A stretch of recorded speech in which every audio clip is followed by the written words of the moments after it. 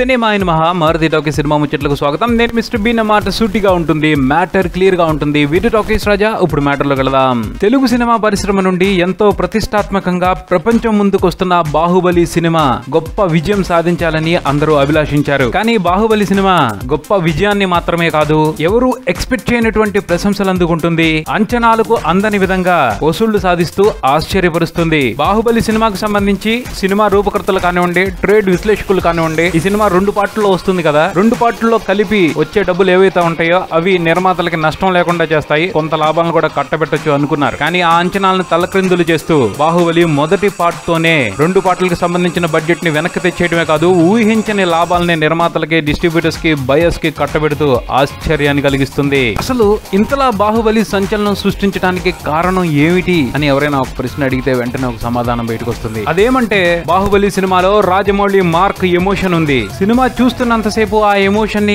Enjoy చేయడమే కాదు, cinema అయిపోయిన తర్వాత దానికి సంబంధించి మాట్లాడకుండా ఉండలేని పరిస్థితి. అలా అందరూ ఈ సినిమా గురించి మాట్లాడుతున్నారు కాబట్టే బాహుబలి థియేటర్ల దగ్గర విజృంభించేస్తున్నాడు. ఈ విషయానికి సంబంధించి మామూలు ప్రేక్షకులు, సినిమా వాళ్ళు, స్టార్లు అని తేడా ఏం లేదు, అందరూ ఒకే రకంగానే స్పందిస్తున్నారు. అందుకు తాజా నిదర్శనం సూపర్ స్టార్ మహేష్ బాబు. శ్రీమంతుడు సినిమా షూటింగ్ కంప్లీట్ అయిపోయింది కదా అని రిలాక్స్ అవడానికి వెళ్ళారో లేక వేరే ఏదైనా పని మీద వెళ్ళారో గానీ మహేష్ బాబు స్విట్జర్లాండ్ వెళ్ళారంట. వచ్చి రాగానే అందరూ మాట్లాడుకుంటున్నారు కదా అని బాహుబలి సినిమా చూసారంట. చూసిన తర్వాత నా ఫీలింగ్ ఒకటే, అదేమిటి అంటే గూస్ బంప్స్. వెంట్రుకలు నిక్కబొడుచుకున్నాయి, ఒళ్ళు గగురు పొడిచింది. నేనెప్పుడు ఊహించలేదు ఒక తెలుగు సినిమా దేశవ్యాప్తంగా ఇంత సంచలనం సృష్టిస్తుంది అని, ప్రపంచవ్యాప్తంగా ఇన్ని రికార్డులు క్రియేట్ చేస్తుంది అని. తెలుగు వారిగా మనందరం గర్వపడాల్సిన క్షణాలేవి. రాజమౌళి లాంటి దర్శకుడు తెలుగు సినిమా పరిశ్రమ నుంచి వచ్చాడు అని మనందరం గర్వంగా చెప్పుకోవాల్సిన సమయం ఇది అని మహేష్ ఒక సామాన్యమైన ప్రేక్షకుల్లా స్పందించడం తప్పకుండా ఆశ్చర్యం కలిగించక మానదు. ఇంకా మహేష్ బాహుబలి సినిమా గురించి మాట్లాడుతూ